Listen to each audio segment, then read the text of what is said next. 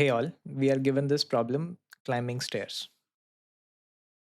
So we have a staircase which requires n steps to reach the top. Each time we can climb one or two steps, and we need to find out the total number of ways in which we can reach the top. For example, let's say n is 4, which means we have a staircase of this type: 1, 2, 3, and 4.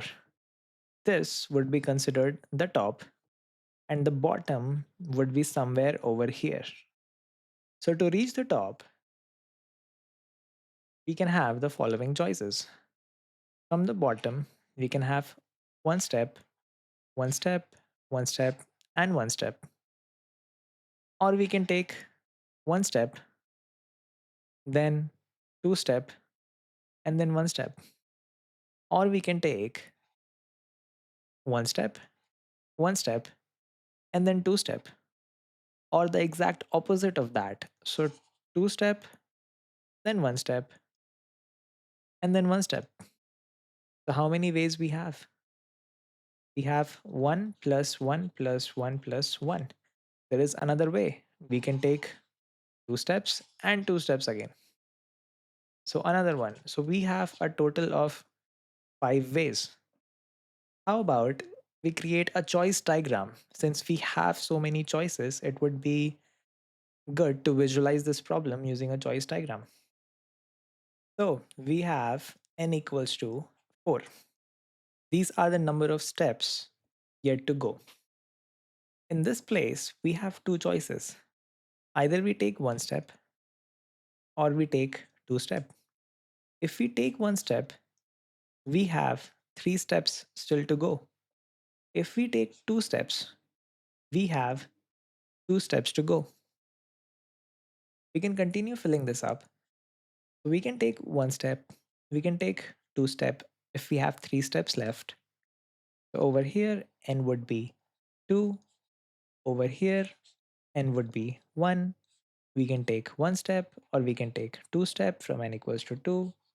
This can be n equals to 1, and over here this can be n equals to 0 because we reached the top.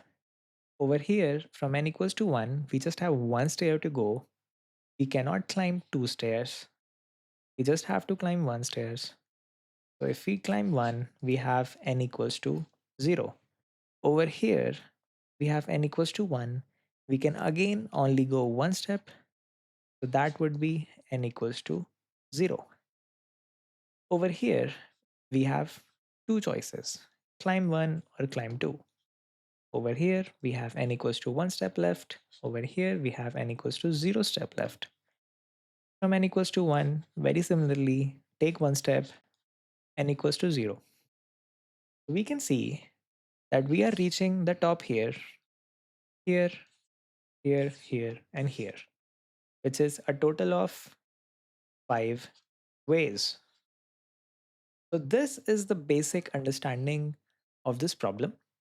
You take a larger problem and you divide it into its subproblems, and you continue doing that.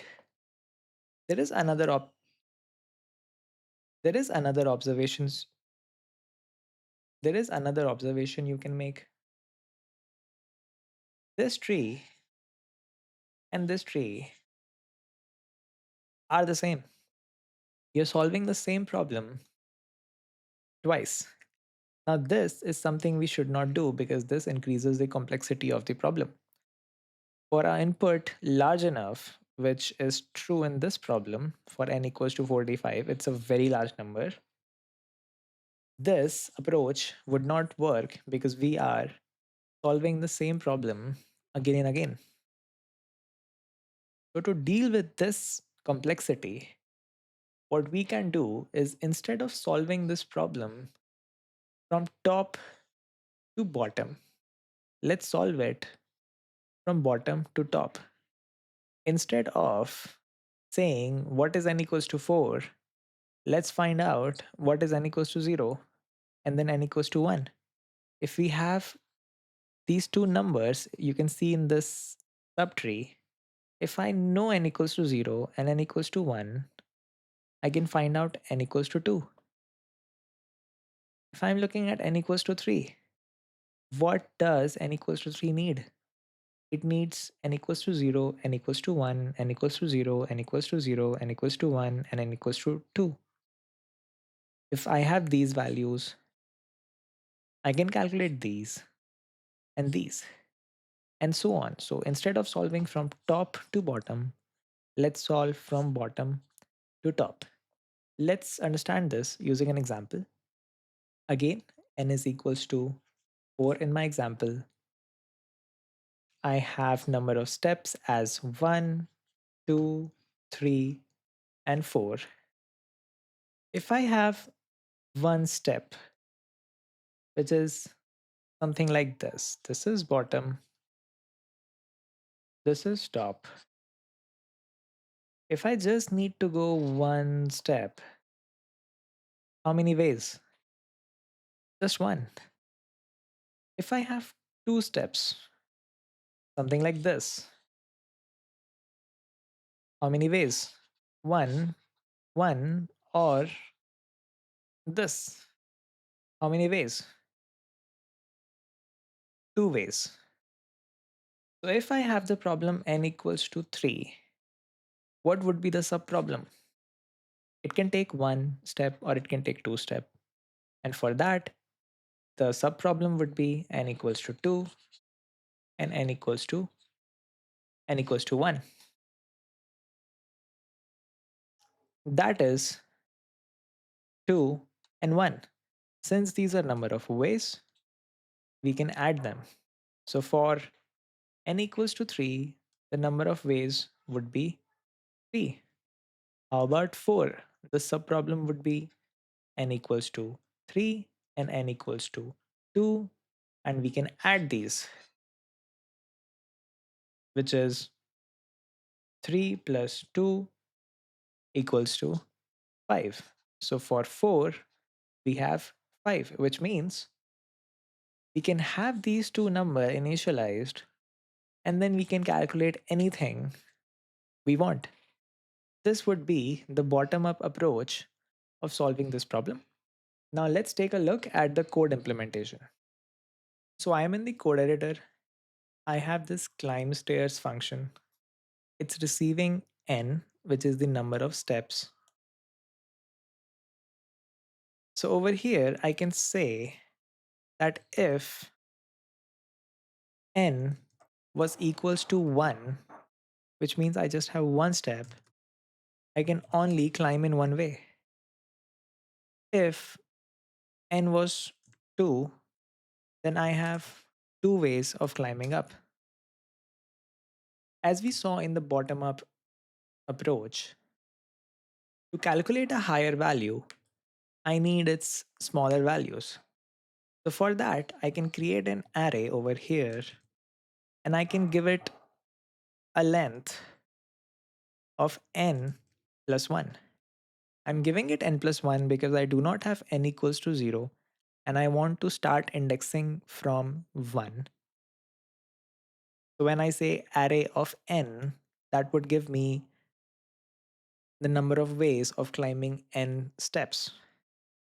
Over here, I can do some initialization to this array.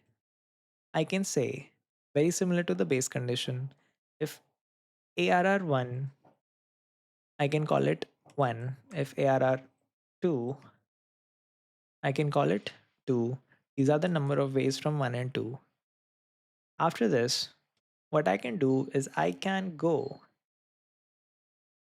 from 3 to n and calculate all those values. So I can have a for loop for I in range from 3 to n plus 1, because this takes the lower bound. ARR of I would be ARR of I minus 1 plus ARR of I minus 2, taking one step and taking two step. In this way, we can say When I is equals to n, that would be ARR of n minus 1 and ARR of n minus 2. And all those subproblems would be solved earlier.